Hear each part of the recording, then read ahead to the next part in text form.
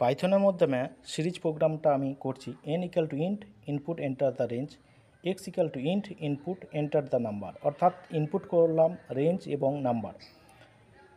এরপরে সাম equal to 0 for I in range n, অর্থাৎ 0 থেকে n পর্যন্ত। সাম equal to some plus i plus 1 star x double star i, অর্থাৎ এরকম continue হবে। সিরিজটা সাম করবে, তারপরে প্রিন্ট করবে print sum of the series comma দিয়ে সাম। রান করছি।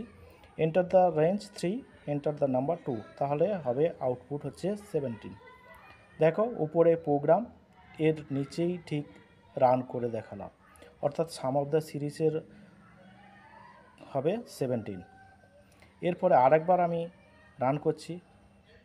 দেখো enter the range 2 enter the number 2, তাহলে দেখো উপরে program sum of the series 5।